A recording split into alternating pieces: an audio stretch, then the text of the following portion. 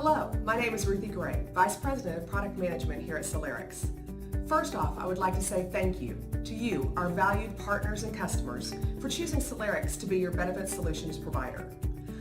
On behalf of the entire Selerix development team, I'm so excited to introduce you to some of the features in our upcoming 16.2 release. A full listing of features can be found in your release notes. The 16.2 release is scheduled to come out on August 19th to most sites. I hope you enjoy this preview of the features, and until next time, thank you again. Over the next few minutes, we'll be taking a brief tour of some of the exciting new features in the upcoming 16.2 release. These features include responsive design, decision support,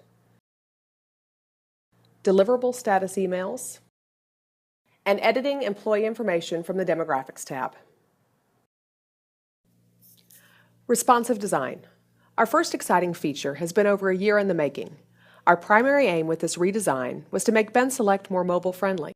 Based on user feedback and in an effort to make selecting items on our site easier, we've embraced an increased use of white space. The enrollment site is now completely responsive and can even resize down to the size of your phone screen.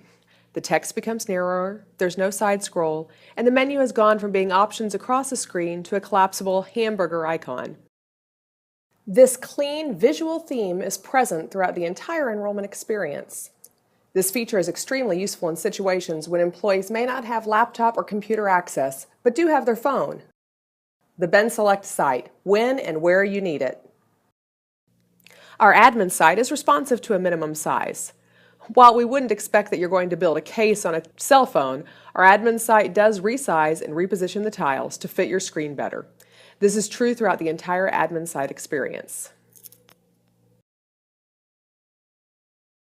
Decision support. Our next major feature is one of the most talked about trends in the marketplace today. Decision support is finally here. For this initial rollout, the decision support feature will center on medical, financial-based modeling. This powerful new tool empowers users to make educated decisions on health-based coverages. In a simple and understandable interface, employees are presented with projected out-of-pocket costs for the next year, including premiums, copays, levels of coinsurance, PPC costs, etc. When decision support is enabled on a plan, the enrollment experience begins with a series of discovery questions. These questions are designed to cultivate a health snapshot of what the employee is expecting to occur over the next year, such as who is going to be covered and how many times they typically go to the doctor. This information is then gathered and synthesized to make projections based on the health products configured in the case. Note, these questions are only shown if decision support is turned on for your case. A bar chart shows the annual costs over the course of the year for each of the products set up in the case. The actual cost can be seen by rolling the mouse over the bar. These financial projections are based on the information received from the discovery questions, the cost of the products configured in the case, and average healthcare costs. In this example, the recommendation is to elect the Aetna Base PPO due to its lower overall cost despite its higher premium.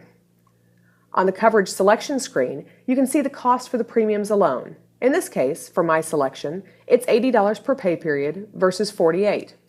However, the lower copays, better coinsurance, and better in and out of network cost make the base PPO the more sound decision than the HDHP. If at this point the employee decides that they need to adjust their answers to the discovery questions, they are able to click the Start Over link and go back to the original questions. Or, the Compare Plans feature can be utilized. Employees are able to change one or more answers and instantly see how it affects the cost in real time. This also gives the employee a chance to analyze their options in greater details by moving the green rectangle to change their personal answers and the black rectangle to change their families. Even though we recommend the base PPO in this case, there is always still the option to select any other products offered by your case or to waive coverage altogether. This enrollment page is now the new look and feel for all N-tier engines, as opposed to the previous table format. However, if certain clients would like to keep the prior interface, you can enable it in your case setup. The only time the new interface is mandatory is if decision support is enabled. Another convenient feature is the ability to choose which dependents are covered on the enrollment page. Previously, users were required to navigate to a separate page. By clicking on this pencil icon, the employee can select which dependents they wish to cover. For example, if one child is covered by a different plan, the user is able to uncheck their name and not cover them under this particular plan. The sidebar has also been updated to show more information, more colors, and an overall better look and feel. The subtitles in this case are disabled, but they can be turned on in case info. However, the tile side-by-side look will be automatically turned on unless you disable it.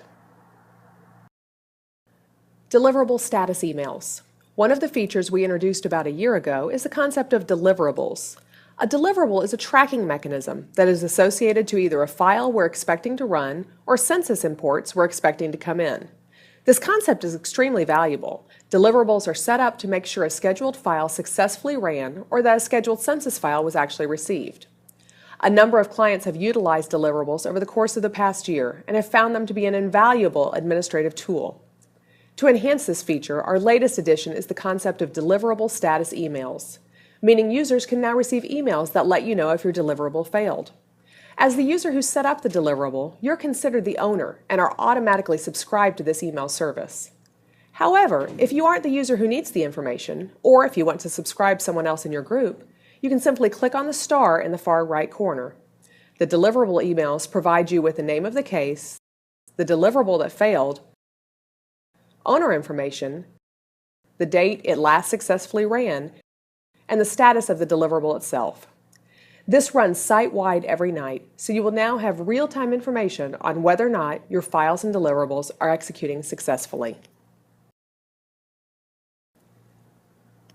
Editing employee information. Last but certainly not least is a much desired feature in the Employees section of the administrative site. In 2015, we added the option to be able to edit dependent information on the Demographics tab without having to do a life event.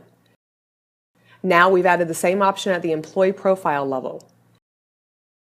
Users can now conveniently change an employee's date of birth and gender under the Demographics tab or the Contact tab.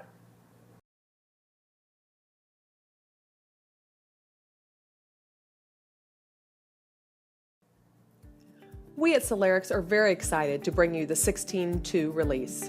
For further questions, please contact Selerix support at support@selerix.com.